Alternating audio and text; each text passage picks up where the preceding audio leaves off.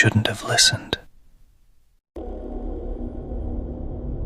I didn't realize what I was hearing the first night, at least not in any way that would have made sense to someone who hasn't slept alone in the deep woods before. There's a kind of quiet out here that feels like it's built from layers. Not silence exactly, but long stretches of stillness interrupted by brief, delicate noises you only notice when you're the only person within a few miles. But on that first night, I didn't notice anything unusual. I was tired. I was grateful for the break from my job, and honestly, I was grateful just to be somewhere no one knew me. I'd come to my uncle's cabin expecting quiet. What I didn't expect was attention. I'm Lucas. My uncle's place sits in northern Idaho, far enough off the main road that even Google Maps throws up its hands halfway through the drive.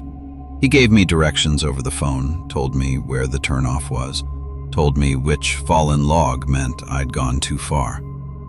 "Keep the fire going at night," he said before I left. "And don't worry about the woods. They mind their own business." I believed him. I shouldn't have. I got there late afternoon, sun still behind the trees but dropping fast.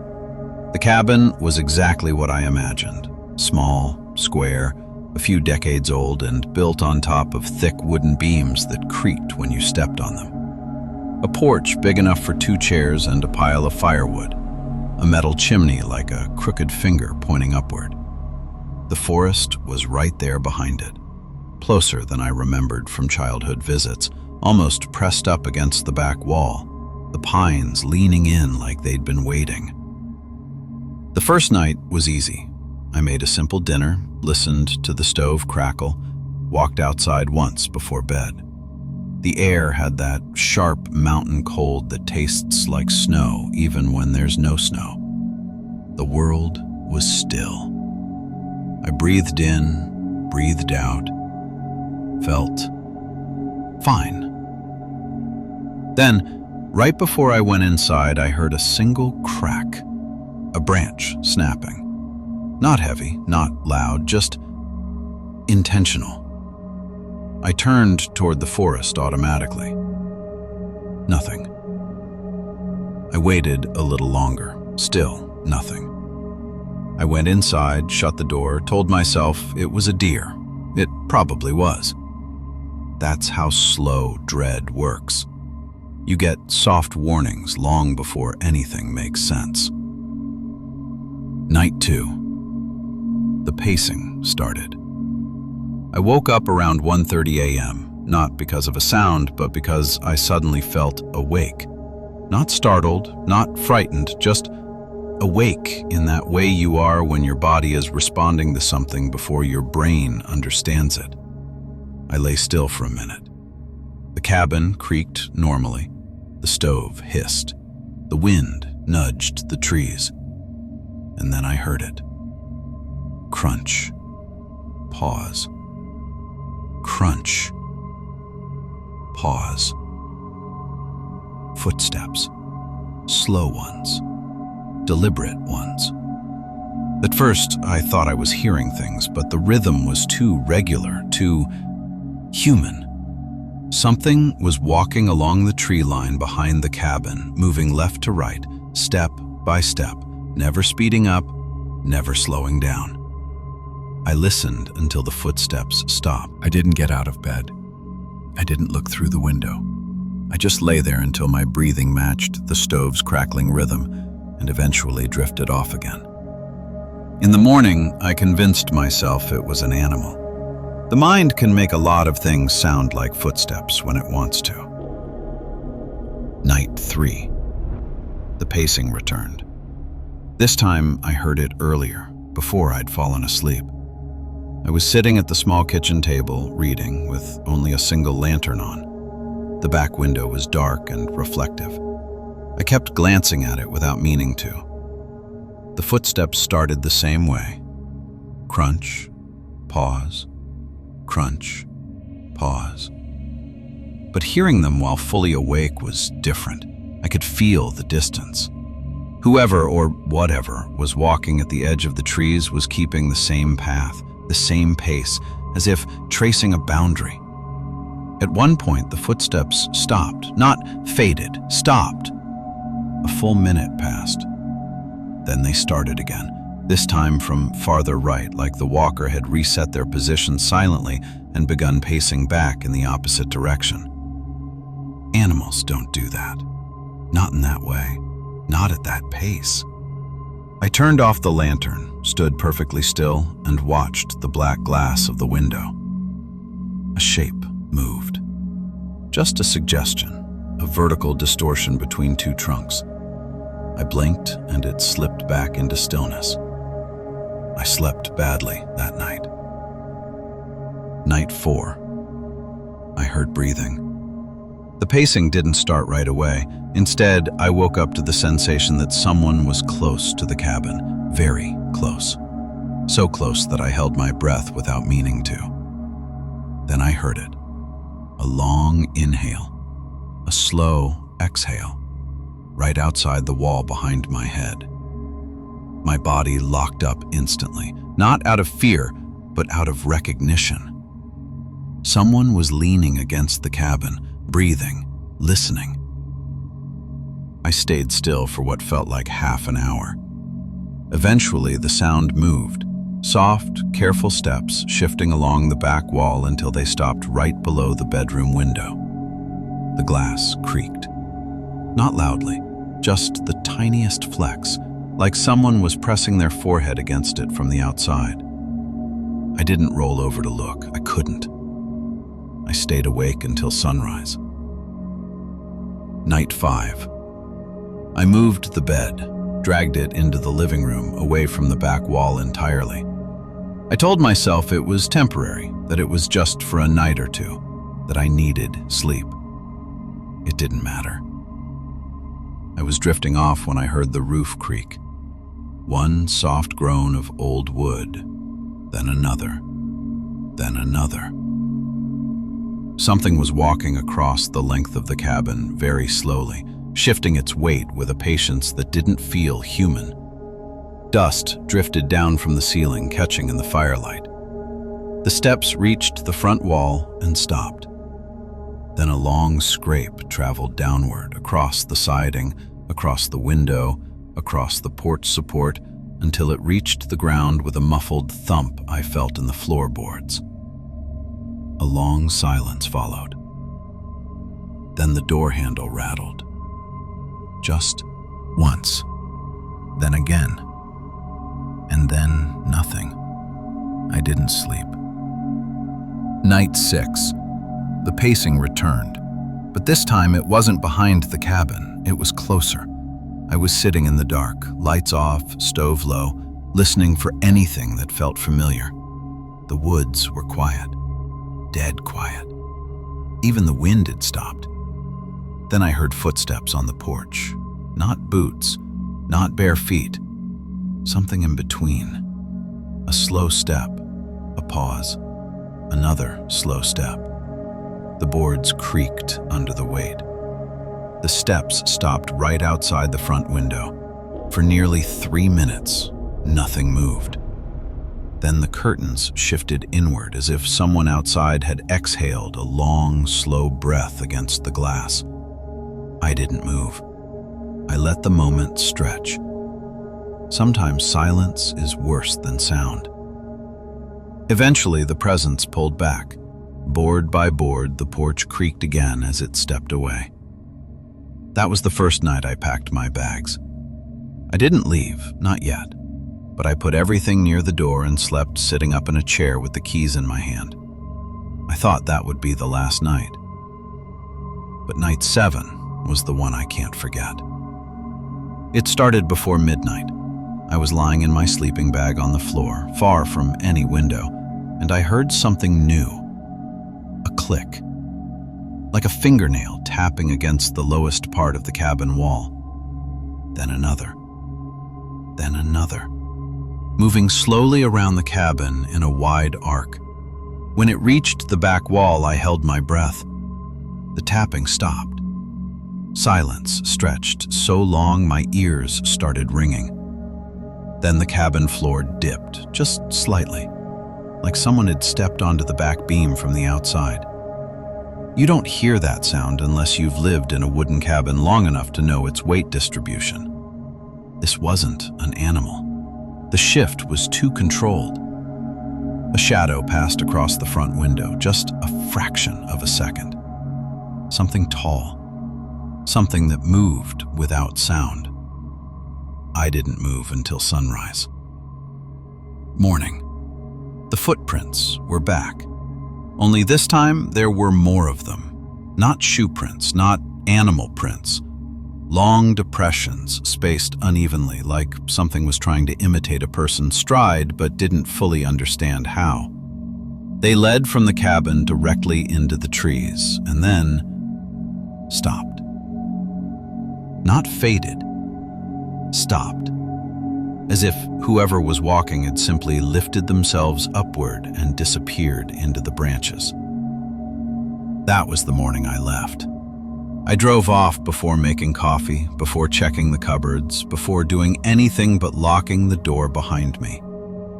I watched the tree line in the rearview mirror until it vanished behind a curve in the road.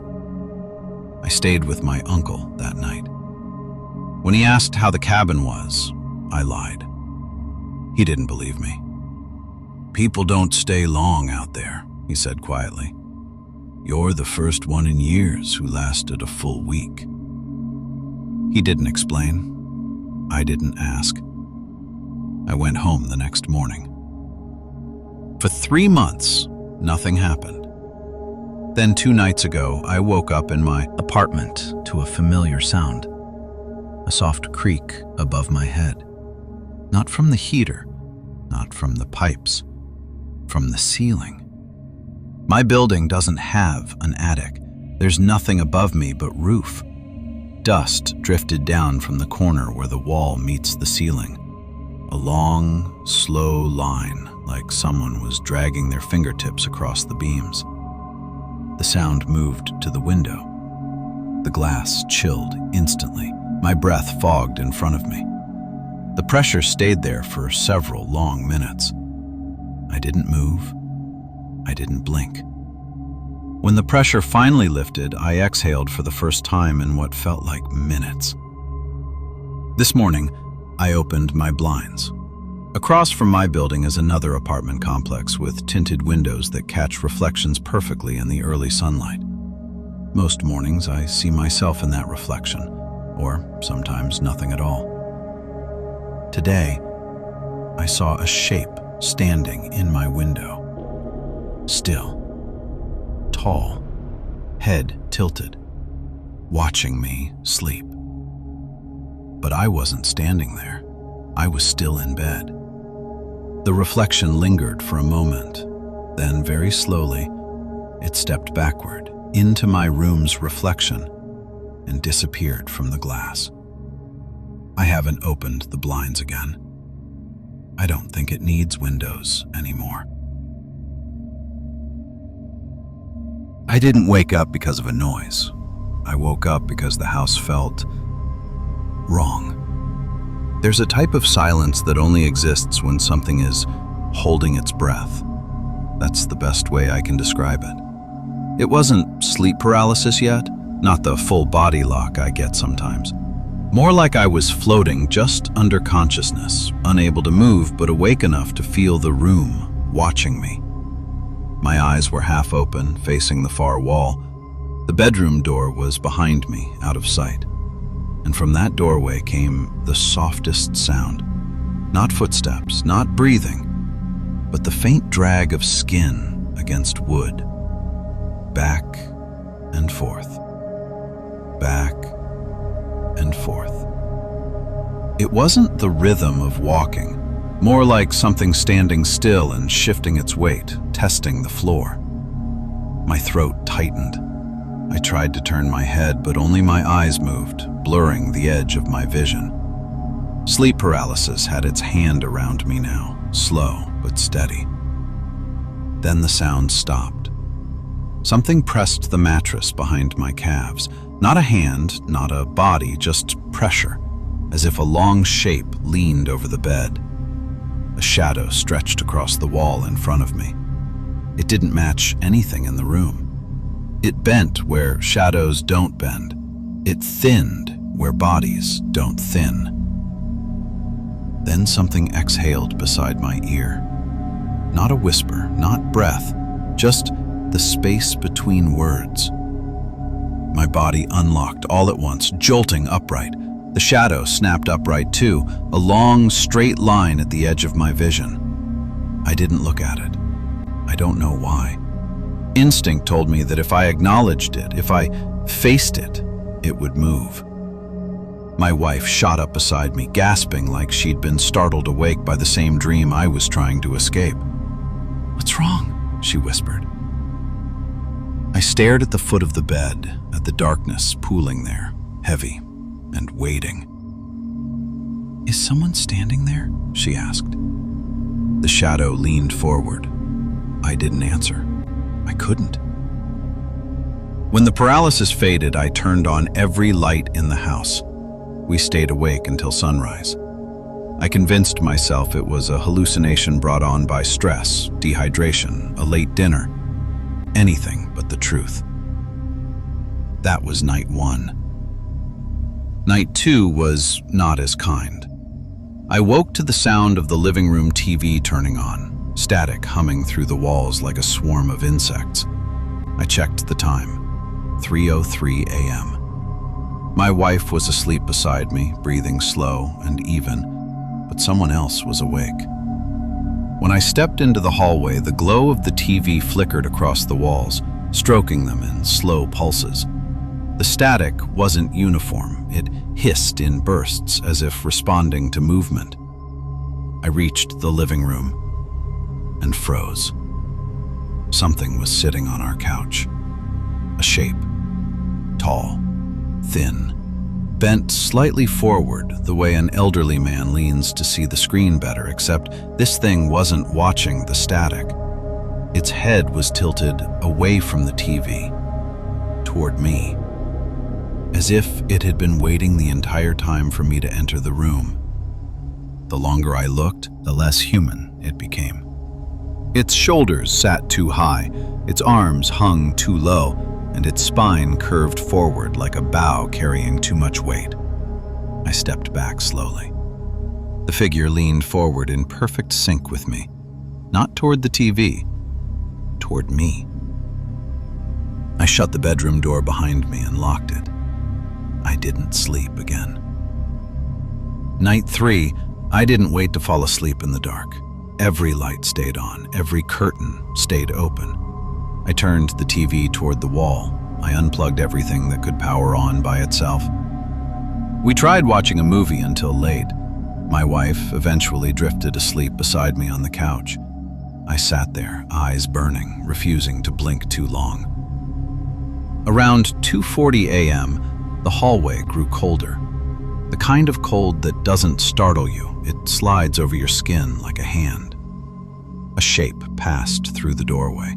Not walking, more like unfolding into the room. Long, straight, too tall for the ceiling, but bent so it could stand inside the house. It stood behind the sofa, inches from my wife. I didn't turn around. I couldn't. Instead, I watched the reflection on the black TV screen. The figure hovered over her, one long hand hanging toward her face like it was tracing the air above her skin. Then, it straightened, and its head turned toward me. Not the way a person turns, more like a puppet's head pushed by someone else's hand. In the reflection, its face was a smear of pale distortion, like skin stretched too thin over a frame that wasn't meant for it. I whispered her name, barely a breath. "Don't move." But she stirred. Her eyes fluttered open. "What?" she whispered, groggy. When I looked back at the reflection, the thing behind her had vanished. She sat up straight, rubbed her eyes, and froze. "Why is the hallway so dark?" she whispered. It wasn't dark. The light was on, but something stood in the doorway, blocking it out completely. We didn't stay in the living room after that. We moved to the bedroom, locked the door, and stayed awake together. We heard movement outside the door. Not footsteps, the same dragging sound as night one. Back and forth, back and forth. My wife grabbed my arm. "Don't open the door," she whispered. "Please don't." I didn't, but the doorknob twisted. Once, twice, then slowly turned all the way down. The lock clicked, then stopped. Whatever was on the other side wasn't trying to get in. It just wanted us to know it was there. We haven't slept in the house for 2 nights. We've been staying in a motel 20 minutes away. Tonight, my wife fell asleep first.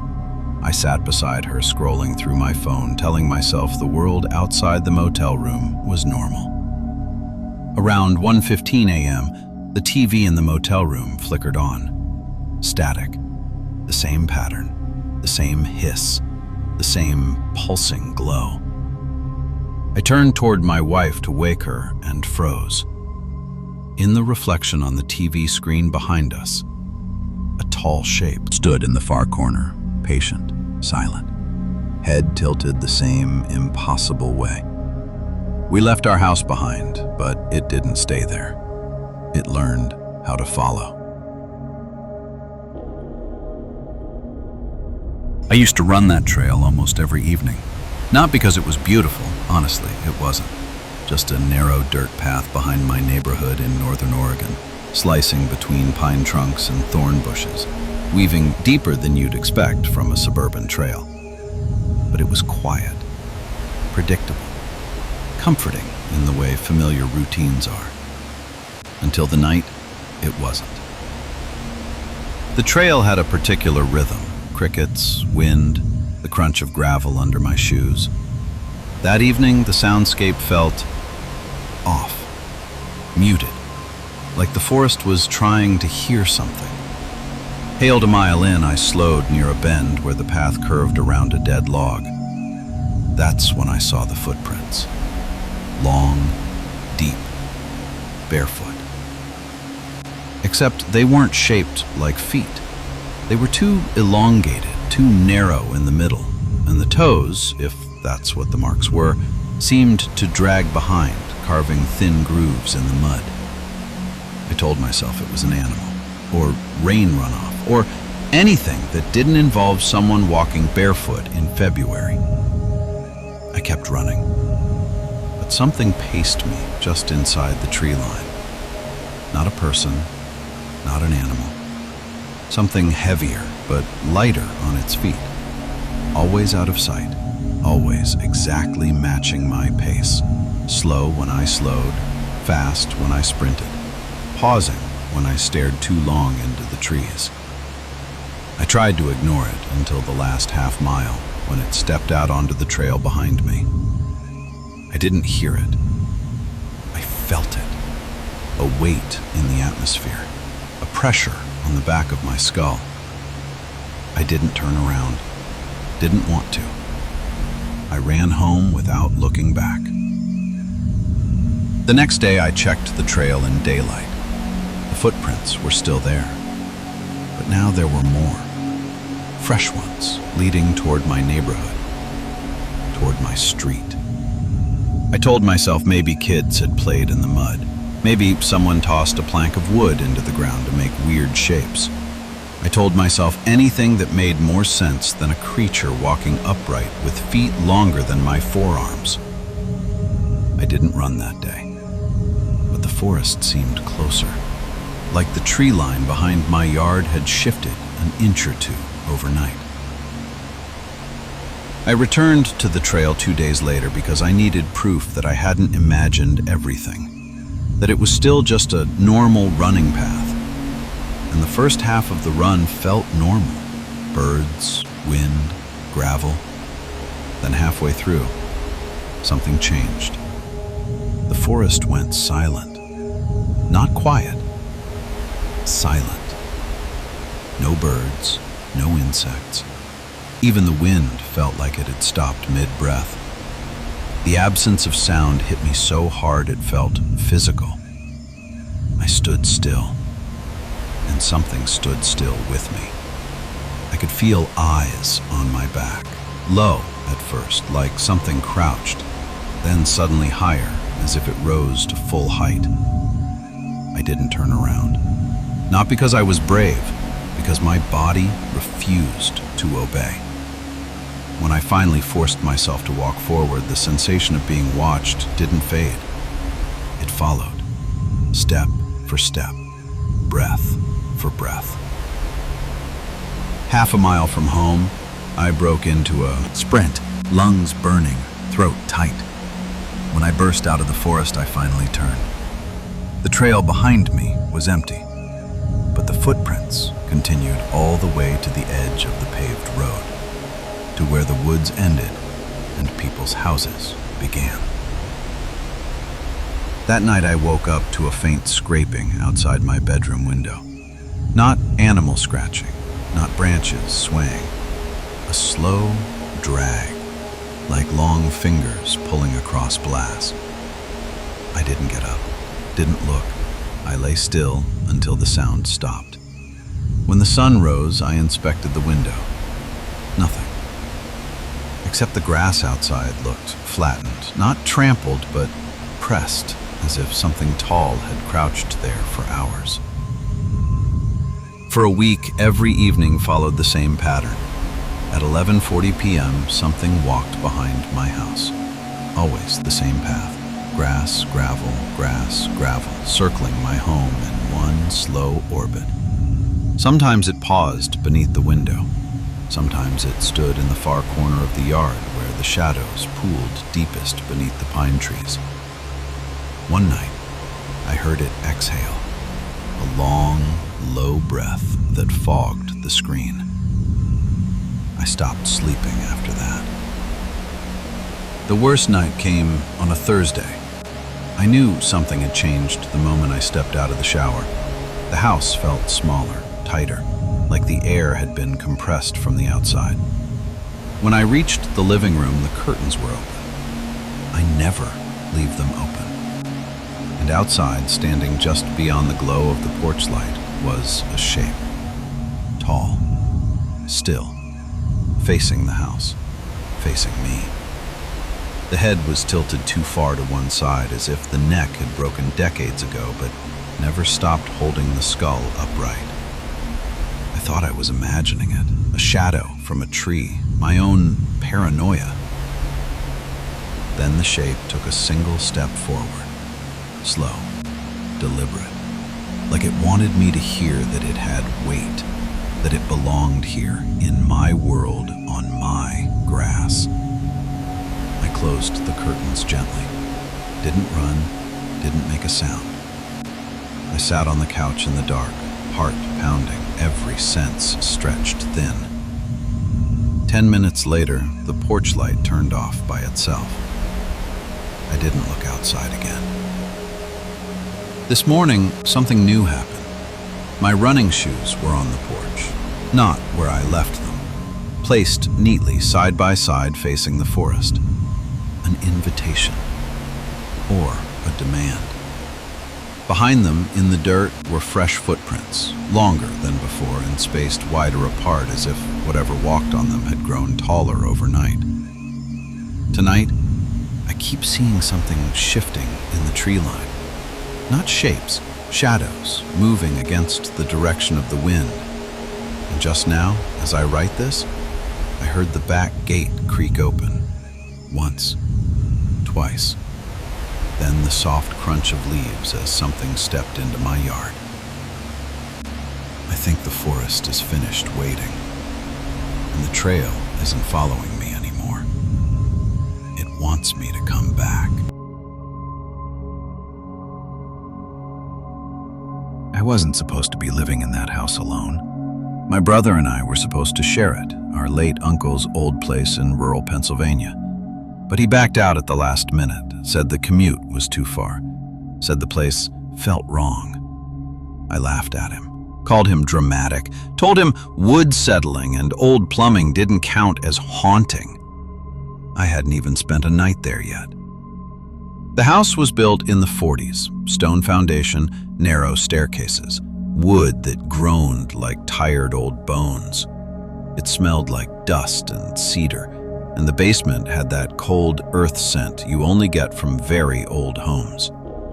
Nothing unusual, nothing supernatural, at least until the second night. Around 1:20 a.m., I heard tapping. Just one set, slow, measured, coming from the basement. Tap, tap, tap. I ignored it. Old pipes, wood contracting, whatever excuse made sense at that hour. The tapping stopped a minute later. I went back to sleep. The next morning I noticed the basement window, a small rectangular pane at ground level, half buried in soil. The kind of window you forget exists until you walk past it, except someone had wiped it clean. A perfect oval in the dust on the inside of the glass, wiped by a hand, from the basement side. I stared at it for a long time before telling myself I must have touched it while unloading boxes, even though the oval was 2 feet lower than my reach, even though it was the size of a face. That night, I turned every light off except the bedroom, tried to prove to myself that the house didn't scare me. Around 1:15 a.m., the tapping returned. Not pipes, not settling wood. Tap, tap, tap. Fingernails, long ones. I sat up in bed listening. The taps grew slower, then faster, then stopped completely. Silence filled the house like water. I wasn't going to check. I'm not the investigate the noise type. But just as I lay back down, I heard something worse than tapping. A voice. Not loud, barely a whisper, but it said my name. Not shouted, spoken through glass, as if someone's mouth was pressed against that basement window. I froze, didn't breathe, didn't move for minutes. When I finally got up the courage to check, I didn't go downstairs, just stood at the top of the basement steps and listened. Nothing. The house was quiet again. Too quiet. The next morning I found something new on the basement window. Breath. A fogged circle on the inside, and a line drawn through it, like someone dragging a finger downward. But the house had been locked. No drafts, no broken seals. Something inside had breathed on the glass. That was the moment I accepted that something was wrong. Night 3 was when it escalated. I tried to sleep with headphones in. Didn't work. Even through the music, I felt the tapping before I heard it, a vibration in the floorboards. I pulled out my earbuds. Tap, tap, tap, tap. Faster now, impatient. Then, silence. Then a single, long scrape across the inside of the basement window, like a nail dragging across glass. I grabbed my phone and opened the basement door just an inch. It was pitch black. I aimed the flashlight beam downward. The light didn't reach the bottom, just showed the wood grain of the steps vanishing into a darkness that looked thicker than it should be. Then something breathed up the stairs, slow and deliberate, as if the house exhaled. I shut the door so fast the frame shook. The next day, the sunlight caught something odd on the basement window. I had to kneel in the dirt outside to see it clearly. There were fingerprints on the inside of the glass. Not mine. I checked. These were longer than normal, narrow, almost skeletal, and smeared downward, as if someone had been trying to lift themselves up to look outside. The handprint was too big to belong to a woman, too thin to belong to a man, and too deep, as if the hand had weight behind it. Something inside the basement was standing up against that window, watching, waiting. I didn't sleep that night. Around 2 a.m., the tapping began again, but this time it was on the kitchen floor directly above the basement. Not the window, not the steps, the ceiling. Tap, tap, tap. Something was climbing upward. My breath caught as the tapping reached the hallway, then stopped outside my bedroom door. I didn't move, didn't blink. For a long moment, there was only silence. Then something slid across the floor, a soft, dragging motion like a limb pulling itself forward. It stopped directly on the other side of the door. I could hear it breathing. Not human breathing. Something slower, deeper, wet-sounding. Then the doorknob twitched, just a tiny movement, barely visible. Then another. The knob turned a fraction of an inch, then released, as if something was testing how loud it could be. I didn't sleep until sunrise. I didn't leave the bedroom until noon. And when I did, the basement door was wide open. I know I locked it. I know I heard the click, but it was open. Blackness pooling out of it. Last night was the worst. I taped the basement door shut, shoved a dresser against it, left the house lights on. Didn't matter. At 12:47 a.m., every light flickered. Not off, just dimmed, as if something was drawing power from the walls. Then the scratching began. Not tapping, not dragging, scratching. Inside the walls. Traveling room to room. Every time I tried to pinpoint it, it slipped away into the next wall, the next corner, the next vent, as if it knew I was following it. It circled the living room, the kitchen, the hallway, then stopped under my bedroom floor. Silence. Then a single knock beneath my bed. I jumped up, heart pounding. The scratching resumed, moving toward the basement again, and then the basement window shattered. Not outward, inward. This time, whatever was inside wasn't trying to watch. It was trying to leave. I ran out the front door and didn't stop until I reached my car. I've been gone all day. I don't know what I'll do tonight, but when I drove past the house earlier to check the front yard, the basement window wasn't broken anymore. The glass was intact, covered in dust, except for one oval, wiped clean from the inside, and written in the fog with a fingertip. One single sentence. Come back down. I remember you.